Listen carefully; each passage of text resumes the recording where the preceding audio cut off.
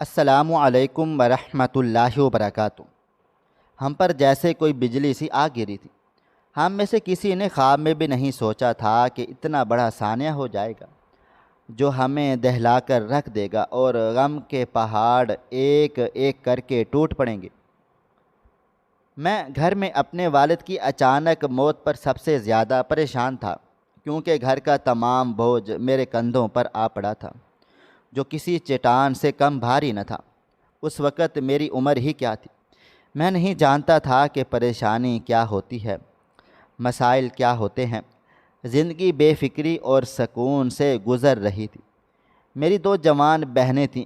بڑی بہن کا رشتہ خاندان سے باہر طے پا چکا تھا۔ 3 مہینے کے بعد اس کی شادی ہونے والی تھی۔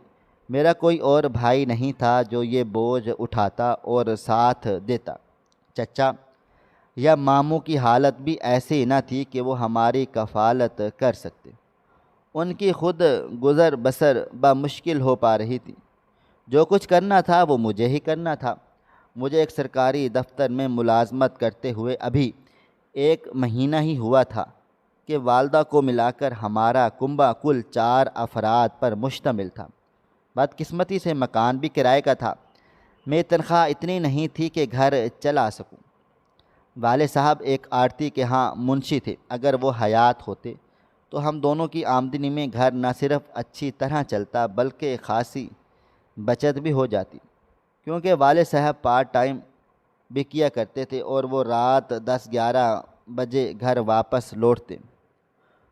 وہ دور بڑی سادگی اور قناعت کا تھا، اور ایک دوسرے سے سبقت لے جانے اور نمائشی زندگی کا مظاہرہ نہ ہوتا تھا۔ جھونپڑی میں رہ کر محلوں کے خواب نہ دیکھے جاتے تھے۔ حلال رزق کی بڑی قدر تھی۔ 2 وقت کی روٹی عزت سے مل جاتی تو بارگاہ الہی میں شکر بجا لاتے، خوش رہتے تھے۔ دوسرے دن میرے عربی کے دوست استاد محترم مولانا عبدالرحمن صاحب والد صاحب کی وفات پر تعزیت کرنے کے لیے گھر تشریف لائے تھے۔ وہ انتقال کے دن کسی کام سے شہر سے باہر گئے ہوئے تھے، اس لیے انہیں میرے والد صاحب کی رحلت کی خبر نہ ہو سکی تھی۔ میں نے انہیں اپنے گھریلو حالات سے آگاہ کر دیا اور اپنی پریشانی کے بارے میں بتایا۔ وہ میری باتیں بڑی غور سے سنتے رہے۔ جب میں نے انہیں اپنا سارا دکھڑا سنا چکا تو وہ بولے، مظفر بیٹے، تمہارے مسائل اور پریشانیاں بڑی آسانی سے دور ہو سکتی ہیں۔ اس قدر فکر مند ہونے کی کوئی ضرورت نہیں ہے۔ میں ان کی دل میں بات سن کر بہت زیادہ خوش ہوا۔ ایک دم میرے اعصاب پھول کی طرح ہلکے ہو گئے۔ یہ واحد شخص تھے جنہوں نے میری دل جوئی کی اور دلاسا دیا۔ میں نے سوچا کہ شاید وہ کسی مخیر شخص سے مجھے مالی امداد دلوائیں گے۔ وہ صاحب حیثیت گھرانوں میں جا کر ان کے بچوں کو قرآن پاک پڑھاتے تھے، شاید وہ کسی سے میری سفارش کر دیں گے۔ میں نے اشتیاق آمیز لہجے میں پوچھا، وہ کیسے؟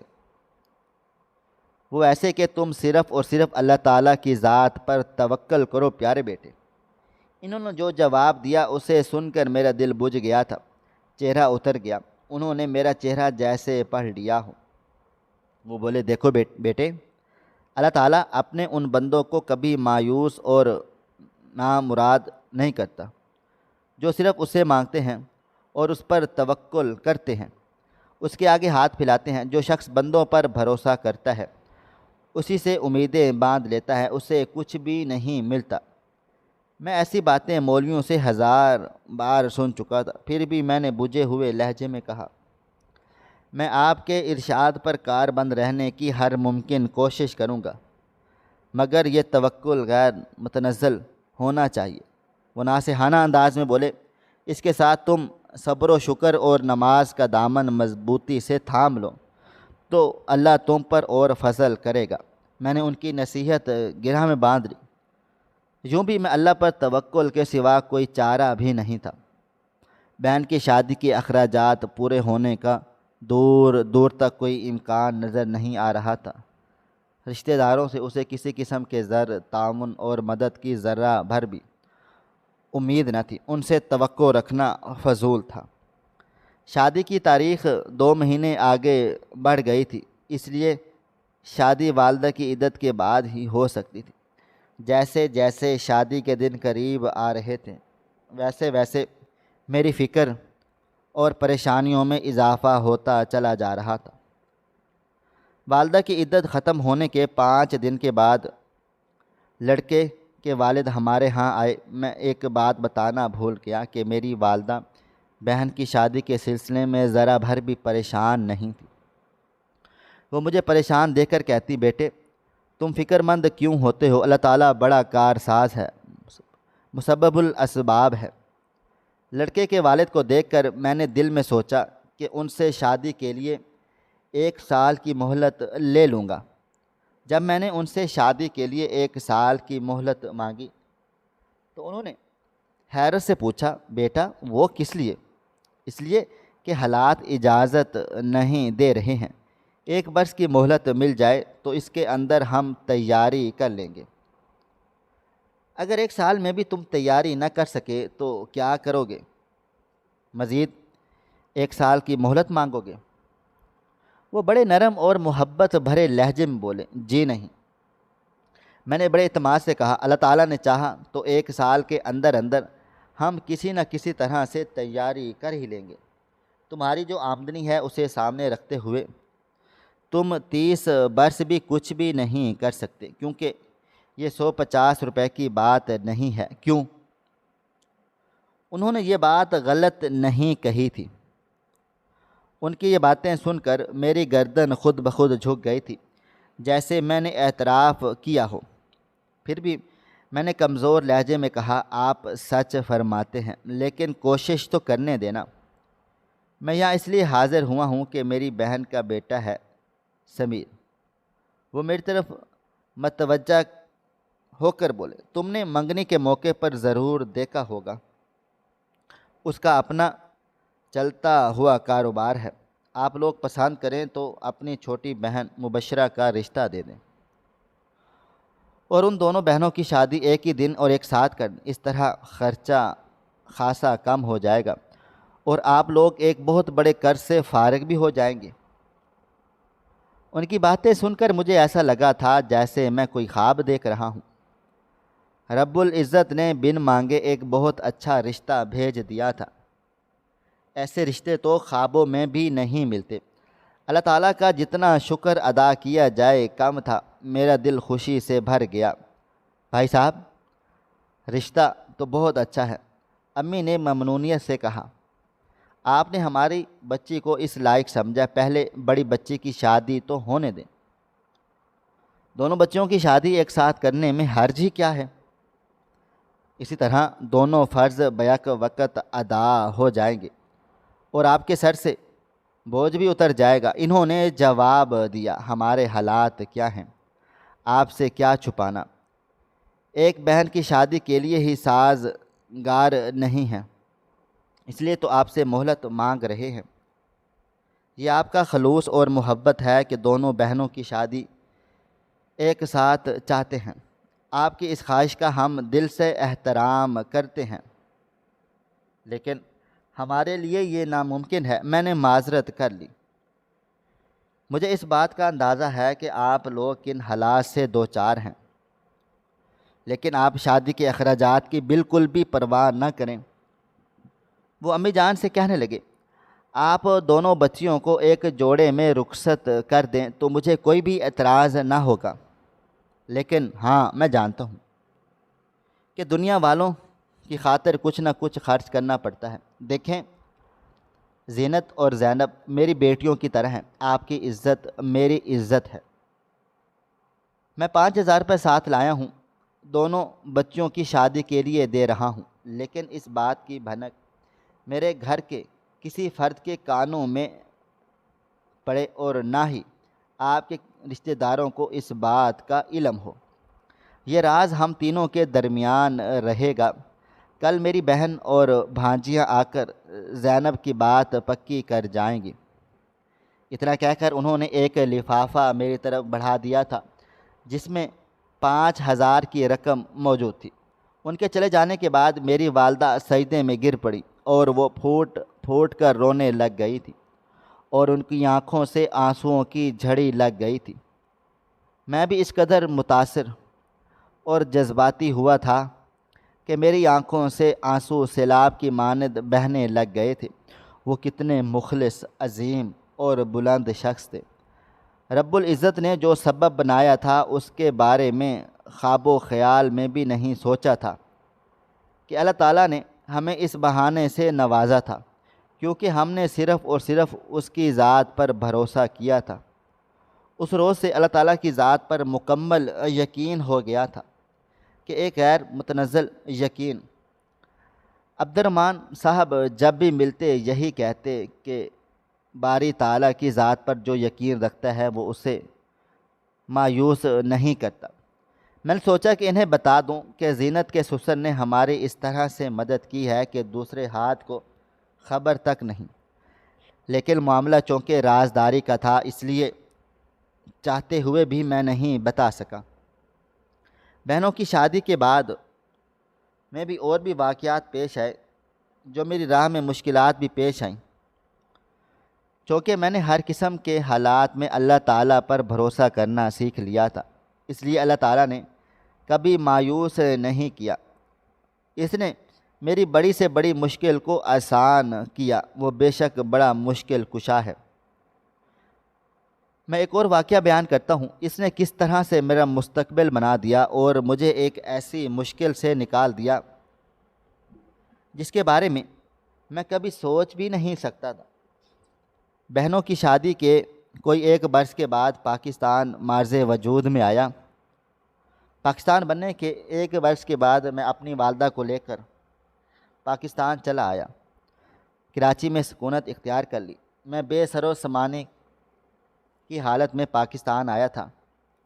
کچھ دن ایک رشتہ دار کے ہاں رہا، پھر میں نے ایک مکان کرائے پر لے لیا، چونکہ میرے پاس ہندوستان میں ملازمت کا تجربہ تھا، اس لیے سرکاری ملازمت مل گئی اور میں نے ایک دور کی رشتہ دار لڑکی سے شادی کر لی تھی۔ دیکھتے ہی دیکھتے 40 برس بیت گئے۔ میرے سامنے لوگ کیا سے کیا بن گئے، مگر میں ایک ادنا سرکاری ملازم ہی رہا۔ میں نے ریٹائرمنٹ کے بعد ایک نجی دفتر میں ملازمت کر لی۔ میرے دوست احباب اور رشتہ دار تانے دیتے کہ تم جس محکمے میں 25 برس رہے، چاہتے تو رشوت سے نہ صرف اپنا گھر بنا لیتے بلکہ عیش و عشرت کی زندگی گزار دیتے۔ میں نے ان لوگوں کے تانے سن کر غصے میں آنے کی بجائے دھیرے سے مسکرا دیتا تھا۔ پھر میں ان سے کہتا کہ اس میں شاید اللہ تعالیٰ کی کوئی مصلحت پوشیدہ ہے۔ میں جو ہوں، جیسا ہوں، خوش ہوں۔ اس نے مجھے ضمیر کی دولت عطا کی ہے، اس کا لاکھ لاکھ شکر ہے کہ اس نے عزت و آبرو سے رکھا ہے۔ کوئی مجھ پر انگلی نہیں اٹھا سکتا۔ اس نے مجھے کسی شخص کا محتاج نہیں بنایا ہے، میں صرف اس کا محتاج ہوں۔ مجھے اس کی ذات پر پکا یقین ہے کہ وہ میرے بچوں کی زندگی تابناک بنا ڈالے گا۔ میری 2 لڑکیاں اور ایک لڑکا تھا۔ میری بیوی عابدہ صرف نام کی عابدہ نہ تھی، وہ ایک سگھڑ، سلیقہ مند اور کفایتشار بیوی تھی۔ اس کی قناعت پسندی کی وجہ سے قلیل آمدنی میں بھی گھر چل رہا تھا۔ وہ لڑکیوں کی شادی کے خیال سے فکر مند اور پریشان ہو جاتی تھی۔ میری لڑکیوں کے لیے رشتوں کی کوئی کمی نہ تھی، وہ بہت زیادہ خوبصورت اور پرکشش تھیں۔ لڑکیوں کی مائیں ایسی ہی چاند سی بہو کے خواب دیکھتی تھیں۔ پھر وہ اپنی ماں کی طرح نیک سیرت، سگھڑ اور سلیقہ مند تھی۔ ان کا چرچا نہ صرف محلے بلکہ رشتہ داروں اور خاندان بھر میں تھا، لیکن بات جہیز اور فضول رسموں کے معاملے پر اٹک جاتی تھی۔ لڑکے والے یہ بات بھول جاتے کہ میں نیو کراچی کے ایک کوارٹر میں کرائے پر رہتا ہوں، تنہا کمانے والا ہوں۔ میں ایک نجی دفتر میں ملازمت کرتا ہوں۔ میری تنخواہ 50,000 روپے نہیں 5,000 روپے ہے۔ آج کی مہنگائی میں 5,000 روپے میں کیا ہوتا ہے؟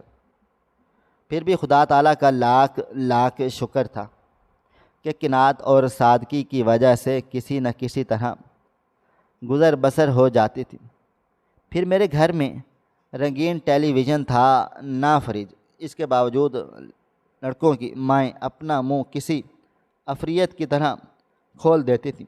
عجیب اتفاق دیکھیے کہ میرے بہنوں کی طرح میری دونوں بیٹیوں کا رشتہ بھی ایک ہی خاندان کے دو لڑکوں سے طے پا گیا تھا۔ شادی 7 مہینے کے بعد طے ہونا پائی تھی۔ لڑکی والے جہیز اور مایوں کی کوئی شرط نہیں رکھی تھی۔ میرے اصرار پر انہوں نے مہندی کی رسم بھی ختم کر دی۔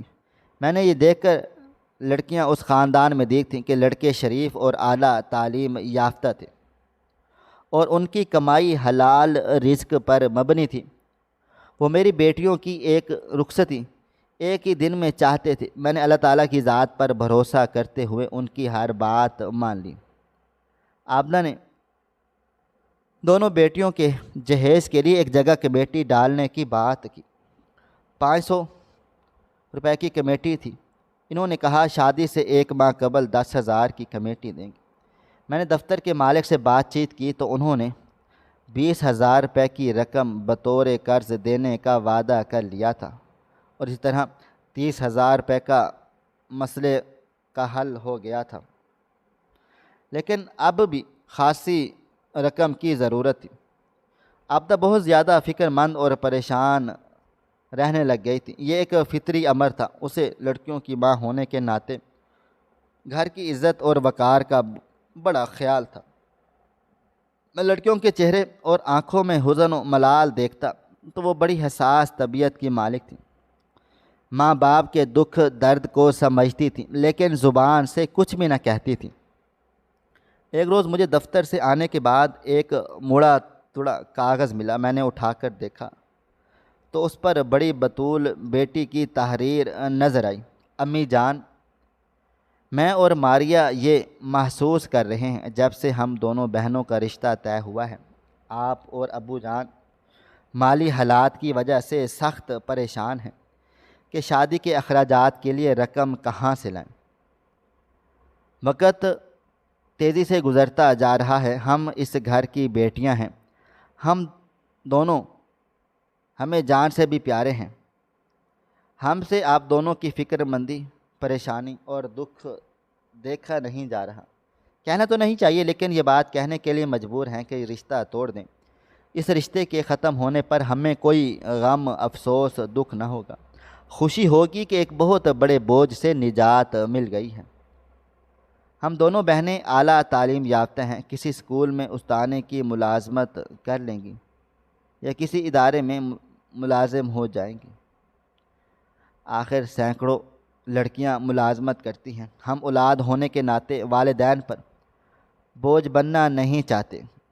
آپ نے اور ابو جان نے جس طرح سے ہماری پرورش کی اور تعلیم کے زیور سے آراستہ کیا، اس سے فائدہ کیوں نہ اٹھائیں؟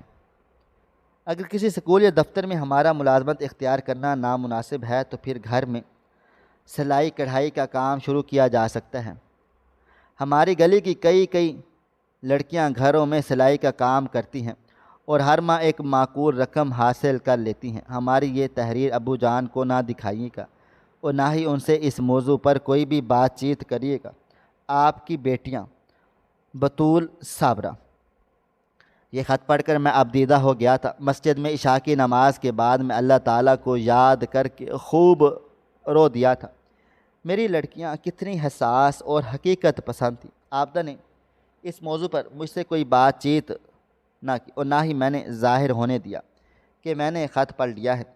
جب میں رات سونے کے لیے دراز ہوتا تو عابدہ پوچھتی، اتنی بڑی رقم کا بندوبست کیسے اور کہاں سے ہوگا؟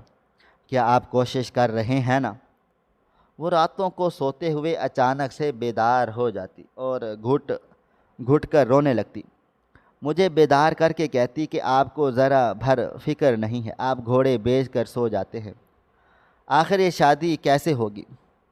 سوچ سوچ کر مجھے کچھ ہونے لگتا۔ میں دلاسا دیتا اور سمجھاتا، اللہ کی بندی، تم آرام سے سو جاؤ، کسی بات کی فکر مت کرو، ہم نے اللہ پر توکل کیا ہے اور اب وہی اس کے اسباب بنائے گا۔ وہ آسمان پر جوڑے بناتا ہے تو دنیا میں انہیں رخصت کرنا بھی اس کی ذمہ داری ہے۔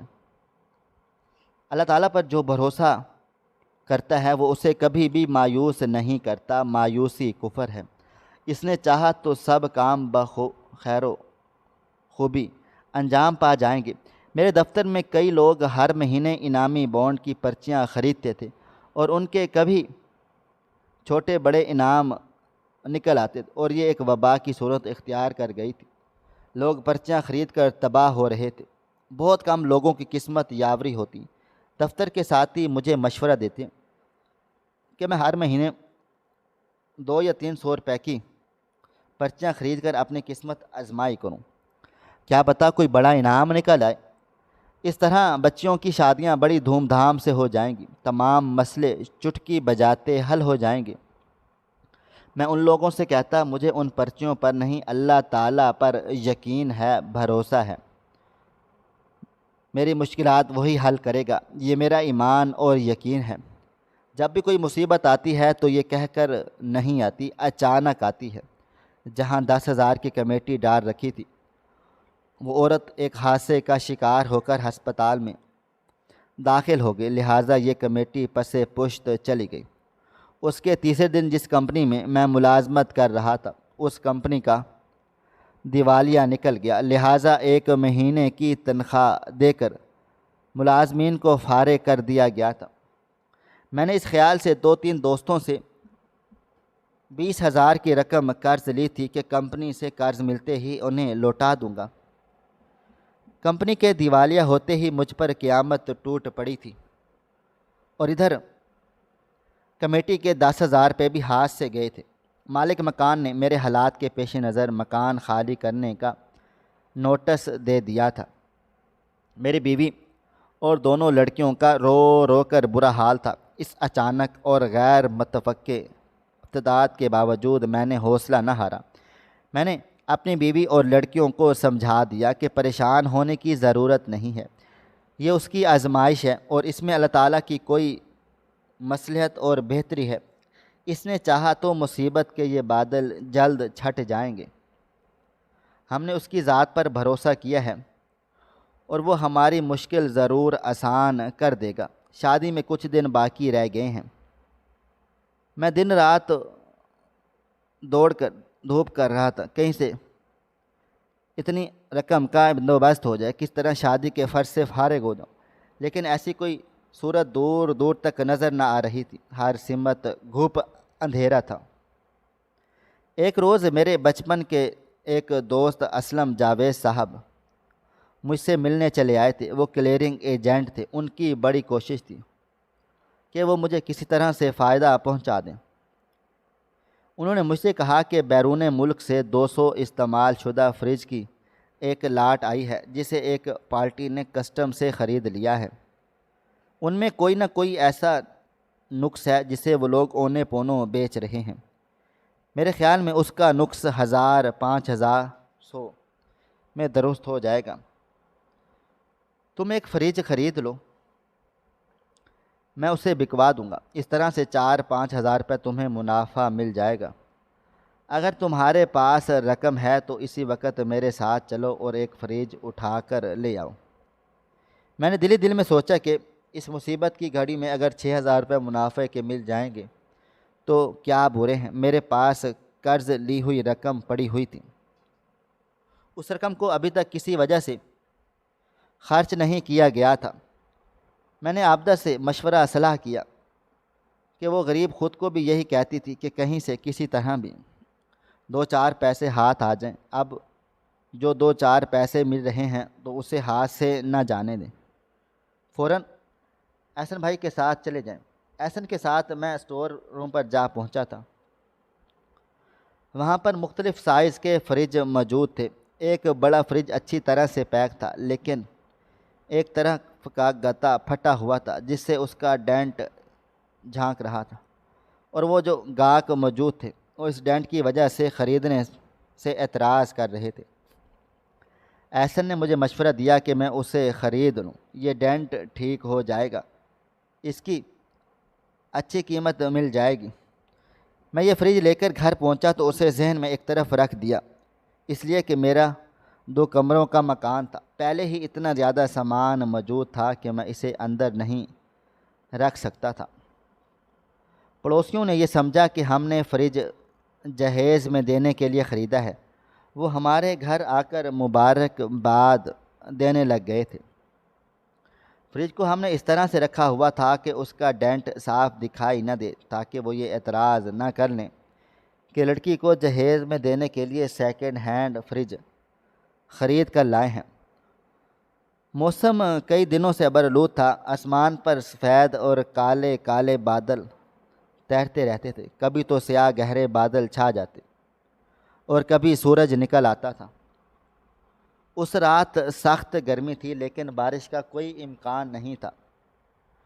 میں اور عابدہ اس رات بڑی دیر تک جاگتے اور اپنی محرومیوں کا ماتم کرتے رہے۔ میں اس کی دل جوئی کرتا رہا کہ اللہ تعالیٰ کی ذات پر بھروسہ رکھو، نا امید نہ ہو، وہ بڑا کارساز ہے۔ عابدہ کا کہنا تھا کہ شادی سر پر کھڑی ہے، ہم ایسے نیک بندے نہیں ہیں کہ ہمارے ساتھ کوئی معجزہ ہو جائے۔ پھر ہم کب سوئے کچھ پتہ نہیں چلا۔ ہم گہری نیند کی آغوش میں چلے گئے تھے کہ اچانک سے عابدہ نے مجھے جھنجھوڑ کے جگا دیا۔ اس وقت رات کے 3 بج رہے تھے۔ میں نے اس کا چہرہ دیکھا تو اچھل پڑا، ایسا لگ رہا تھا جیسے گھر میں چور گھس آئے ہوں۔ میں نے گھبرا کر پوچھا، کیا ہوا؟ تم اس قدر پریشان اور خوف زدہ کیوں ہو رہی ہو؟ کیا آپ یہ آواز نہیں سن رہے؟ اس کی آواز حلق میں اٹک رہی تھی۔ وہ بشکل بولی، بارش کی آواز، دیکھیے کیسی موسلا دھار بارش ہو رہی ہے۔ میں نے ایک گہری سانس لی اور ہنس کر بولا، یہ تو اللہ تعالیٰ کی رحمت ہے۔ کئی دنوں سے سخت گرمی پڑ رہی تھی، بارش کی وجہ سے کم ہو جائے گی، موسم سہانا اور خوشگوار ہو جائے گا۔ اس وقت بارش زحمت بنی ہوئی ہے، باہر فریج بارش میں بھیگ رہا ہے، اسے جلدی سے اندر لائیں، نہیں تو وہ پانی سے خراب ہو جائے گا۔ کیا کہا؟ فریج؟ میں اس طرح اچھل پڑا جیسے سر پر ہتھوڑا پڑا ہو۔ میں فوراً بستر سے نکلا اور دروازہ کھول کر صحن میں آیا تو دیکھا فریج موسلا دھار بارش میں نہلا رہا ہے۔ فریج خاصا بڑا اور نہایت بھاری تھا۔ میں اسے اپنی جگہ سے ہلا تو سکتا تھا، اٹھا نہیں سکتا تھا، اسے اندر لانے کی ضرورت تھی۔ میں نے اپنے بچوں کو جگایا۔ جب فریج کے پاس پہنچے تو میں نے دیکھا فریج بارش میں پوری طرح سے بھیگ چکا ہے، اس کی پیکنگ کا بیڑا غرق ہو چکا تھا، گتے کا کارٹن بھیگ کر پھٹ چکا تھا۔ فرش کا یہ حشر، فریج کا حشر دیکھ کر میری آنکھوں میں آنسو آ گئے تھے۔ عابدہ کا چہرہ سفید پڑتا چلا گیا تھا، اس کی حالت مردے سے بھی بدتر ہو رہی تھی۔ لڑکیوں کے چہروں کے رنگ پھک ہو گئے تھے، انہوں نے بھی گہرا اثر لیا تھا، ان کی آنکھیں جھلک پڑی تھی۔ کہاں تو 5-6 ہزار روپے کا فائدہ سوچا تھا، کہاں ہزاروں کی رقم کا نقصان ہو گیا تھا۔ مفلسی میں آٹا گیلا ہو گیا تھا، لینے کے دینے پڑ گئے تھے۔ ہم نے جلدی سے ایک کمرے کا سامان ایک طرف کر کے فریج کو کمرے میں لا کر رکھا۔ فریج چونکہ بہت زیادہ بھاری تھا، اس لیے اسے اٹھاتے اٹھاتے ہم بھی بارش میں بھیگ گئے تھے۔ ہم سب نے جلدی سے کپڑے تبدیل کیے۔ میں اس کمرے میں آ کر کرسی پر غمگین سا بیٹھ گیا تھا جس میں فریج رکھا تھا۔ سوچوں میں ڈوب گیا تھا کہ اب کیا ہوگا۔ دل کی حالت غیر ہونے لگی۔ عابدہ بھی سامنے والی کرسی پر آ بیٹھی تھی، وہ سسکیاں بھرنے لگ گئی تھی۔ میں نے تسلی کا ایک لفظ بھی نہیں کہا۔ میں چاہتا تھا کہ وہ دل بھر کے رو لے تاکہ ساری بھڑاس نکل جائے۔ تھوڑی دیر کے بعد جب عابدہ کے آنسو تھمے، شاید اللہ تعالیٰ کو ہم دونوں کی آزمائش منظور ہو، میں نے اس کے رخساروں پر ڈھلتے آنسو پونچھ کر دعا کرو کہ ہم ثابت قدمی کا دامن ہاتھ سے نہ چھوڑیں، شکوہ اور ناشکری نہ کریں۔ آپ ہمیشہ سے یہ کہتے چلے آئے ہیں کہ اللہ تعالیٰ بڑا مسبب الاسباب ہے۔ عابدہ نے سسکتے ہوئے کہا، لڑکیوں کی شادی سر پر ہے اور مشکل کم ہونے کی بجائے بڑھ رہی ہے۔ اتنی رکاوٹیں قدم قدم پر کھڑی ہو رہی ہیں، مجھے ایسا لگ رہا ہے یہ شادی نہیں ہو پائے گی۔ اللہ تعالیٰ کو کیا ہمارا امتحان اس وقت لینا تھا؟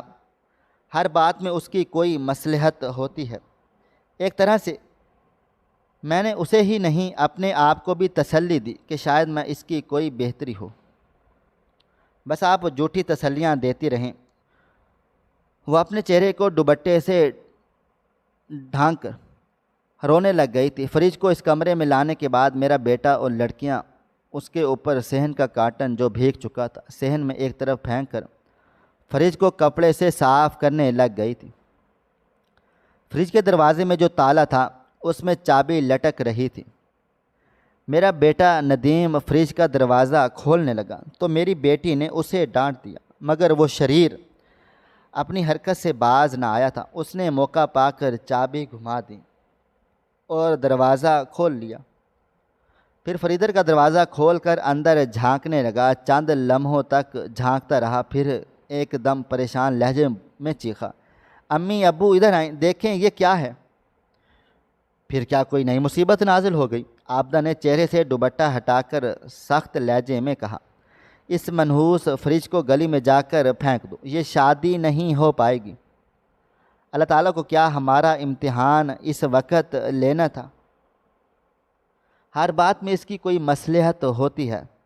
ایک طرح سے میں نے اسے ہی نہیں اپنے آپ کو بھی تسلی دی کہ شاید اس میں اس کی کوئی بہتری ہو، اور اس کی جھوٹی تسلیاں دیتے رہیں اور اپنے چہرے کو ڈھانپ کر دوبارہ سے رونے لگ گئیں۔ فریج کو کمرے میں لانے کے بعد میرا بیٹا اور لڑکیاں اس کے اوپر کارٹن جو بھیگ چکا تھا صحن میں ایک طرف پھینک کر فریج کو کپڑے سے صاف کرنے لگ گئی تھی۔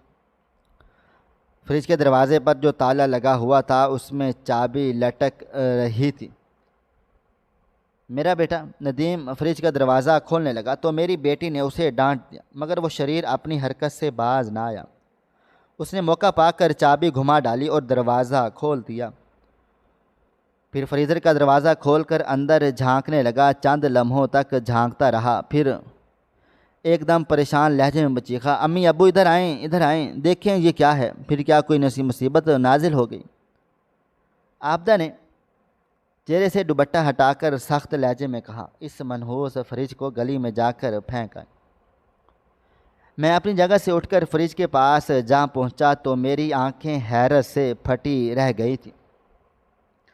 مجھے اپنی نظروں پر یقین نہیں آیا تھا۔ یوں لگا تھا جیسے کوئی بہت ہی سہانا خواب دیکھ رہا ہوں۔ مجھ پر ایک لمحے کے لیے سکتہ سا چھا گیا تھا۔ میں دم بخود کھڑا اندر جھانک رہا تھا۔ میری عقل کام نہیں کر رہی تھی۔ میں سونے کی 20 عدد سلاخیں تھیں اور نوٹوں کی گڈیاں تھیں، پولیتھین کی تھیلیوں میں پیک کی ہوئی رکھی تھی۔ ہر سلاخ 10 تولے کی تھی۔ اور پھر میں نے نوٹوں کی گڈیاں دیکھیں، یہ بھی 20 عدد تھیں۔ 10 گڈیاں برٹش پاؤنڈ کی تھیں، 5 گڈیاں امریکی ڈالر کی اور 5 گڈیاں درہم کی تھیں۔ پھر ایک تھیلی میں زیورات موجود تھے۔ میں اور عابدہ فوراً ہی سجدے میں گر گئے تھے اور پھوٹ پھوٹ کر زاروں قطار رونے لگ گئے تھے۔ اللہ تعالیٰ نے چھپڑ پھاڑ کے اتنا دے دیا تھا کہ سارے دکھ درد غم ایک دم دور ہو گئے تھے۔ میں نے خواب میں بھی نہیں سوچا کہ وہ مجھے اس قدر عطا کرے گا۔ مجھے بے پناہ دولت اس لیے دی تھی کہ میں اس کی ذات پر غیر متنزل توکل کر لیا تھا۔ مجھے یقین کیا تھا کہ میں نے بیوی بچوں کو سختی سے منع کر دیا کہ اس بات کی کسی کو بھی کانوں کان بھنک نہ پڑے۔ میں نے سب سے پہلے ایک مکان خریدا، پھر اپنی بچیوں کی شادی نہ صرف سادگی سے کی بلکہ زندگی بھی سادگی سے گزاری ہے۔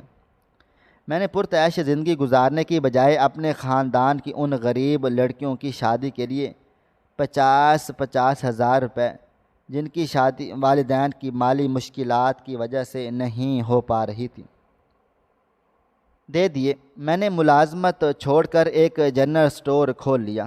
کم منافع اور رعایت کے باعث میرا سٹور خوب چلتا ہے۔ میں آج بھی چراغ سے چراغ جلاتا رہتا ہوں۔ اللہ تعالیٰ نے مجھے یہ چراغ اس لیے دیا ہے کہ میں اس چراغ سے دوسروں کے چراغ روشن کرتا رہوں۔ ناظرین، آپ کو ہماری آج کی کہانی کیسی لگی؟ کومنٹ باکس میں اپنی رائے کا اظہار ضرور کریں۔ مزید اس طرح کی سبق آموز کہانیاں سننے کے لیے ہماری ویڈیوز کو لائک کریں، شیئر کریں اور ہمارے چینل کو ضرور سبسکرائب کر لیں۔ ملتے ہیں کل ایک نئی اور دلچسپ کہانی کے ساتھ، تب تک اپنا ڈھیر سارا خیال رکھیے گا۔ اللہ حافظ۔